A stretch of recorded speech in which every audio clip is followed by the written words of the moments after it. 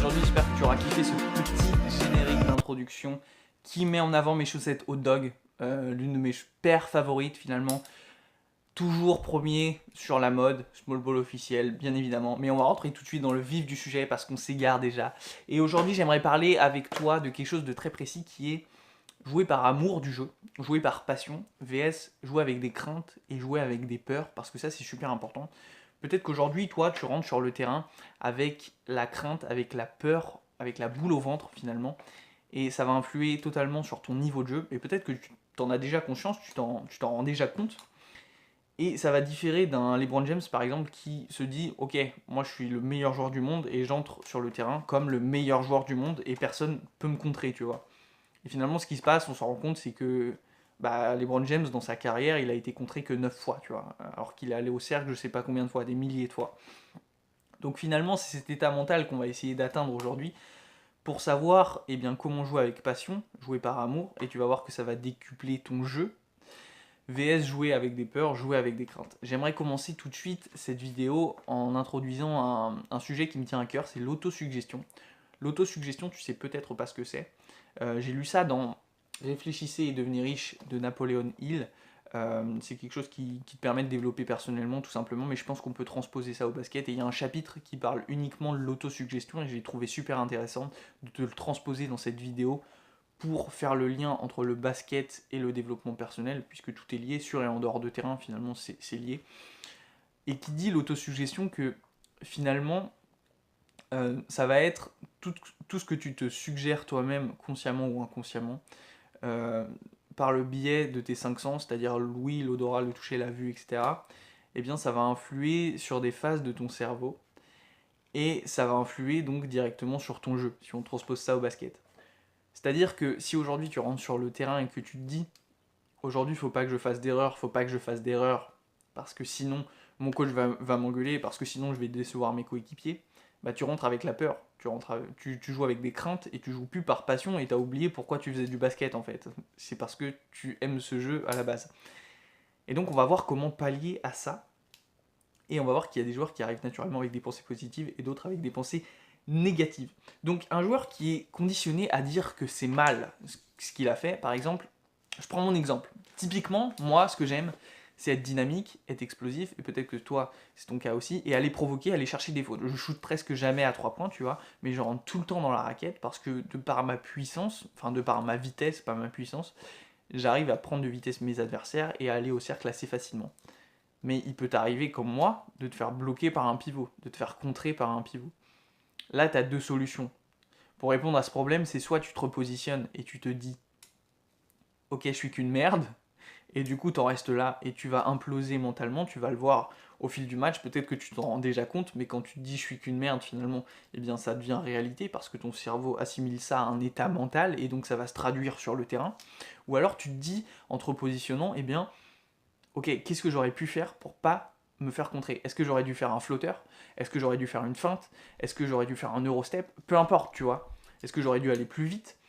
Mais en te repositionnant mentalement comme ça, et en reprenant confiance en toi, et en te disant, ok, qu'est-ce que j'aurais pu faire pour éviter de me faire contrer? Peut-être que c'est une passe, tout simplement. Et bah tu vas plus reprendre confiance en toi, et tu vas te dire, ok, maintenant j'ai un plan de jeu pour la prochaine attaque, pour le prochain contrat que je vais jouer avec ce pivot, c'est de faire la passe, tout simplement, ou de faire un eurostep selon comment il va réagir avec ses bras, j'en sais rien, tu vois. Et bah tu vas voir que tu vas prendre confiance en toi et tu vas y aller directement. La prochaine fois, tu vas y aller face à ce pivot et tu vas faire la passe. Et tu vas plus jouer avec des craintes parce que si tu t'étais dit putain ce pivot il est trop fort, et bah t'aurais juste pas été et t'aurais peut-être perdu la balle ou fait la passe avant, tu vois, et ça aurait rien donné sur le terrain. Peut-être que tu te serais fait sortir et c'est un engrenage négatif ensuite. On peut comparer ça et je peux te donner un exemple de ce problème à Tony Parker et l'équipe de France en demi-finale de l'Euro 2013 qui rentrent au vestiaire en première mi-temps, tu vois, c'est la mi-temps, ils rentrent tous au vestiaire. Et Tony Parker dit, et c'est ces mots, putain, ils nous prennent pour des merdes, ça se voit dans leur regard, tu vois, on joue avec la peur, on joue avec des craintes, et il traduit totalement ce problème finalement lorsqu'ils sont dans le vestiaire. Et il dit, alors moi on perd, je m'en fous, tu vois, mais au moins on joue avec nos tripes.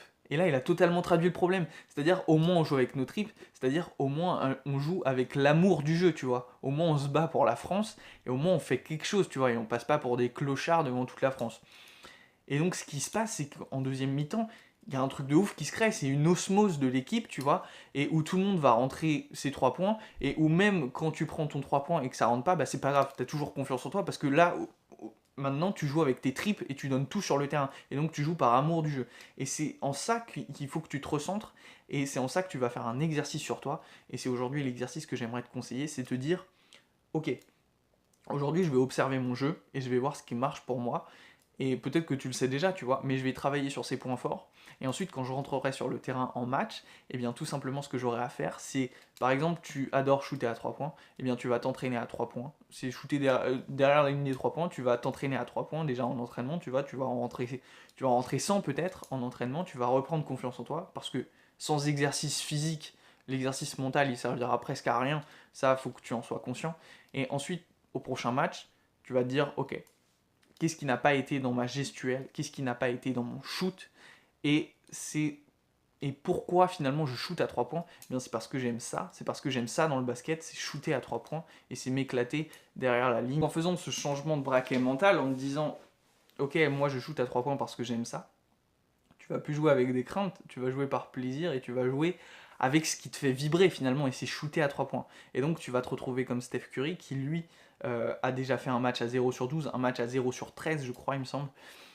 Et bien c'est pas grave, sa confiance en lui elle est inébranlable, tu vois, elle reste inchangée, et il va prendre quand même ses 12 shoots. Alors toi ça sera un peu plus différent, on est dans des matchs amateurs où tu peux pas t'accaparer toute la lumière, tu vois, tu peux pas shooter 12 fois, mais imagine que sur une action tu shootes à 3 points, ça ne rentre pas, tu vas quand même le retenter la fois d'après, lorsque tu auras un shoot ouvert.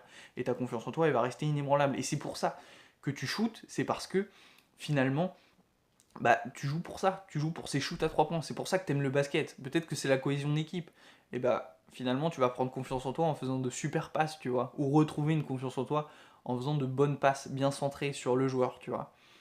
Donc, c'est ce mécanisme d'autosuggestion et cet exercice de qu'est-ce qui me fait vibrer pour le basket que j'aimerais mettre en avant aujourd'hui. Et j'aimerais que tu implémentes ces exercices chez toi et que tu te poses vraiment les questions, que tu te fasses une introspection. Si tu as envie d'aller plus loin avec moi et si tu as envie de voir ces aspects de motivation, de concentration, de visualisation, toute cette préparation mentale finalement, bah, je t'invite à rentrer ton mail. Je t'ai mis un lien en description qui te permettra de recevoir un mail chaque dimanche, tous les mois, voilà, et qui finalement retracera mon parcours basket et qui te donnera des petits tips, des petites astuces, et tu feras partie des privilégiés pour savoir comment faire pour améliorer ton mindset et rentrer plus à l'aise sur le terrain.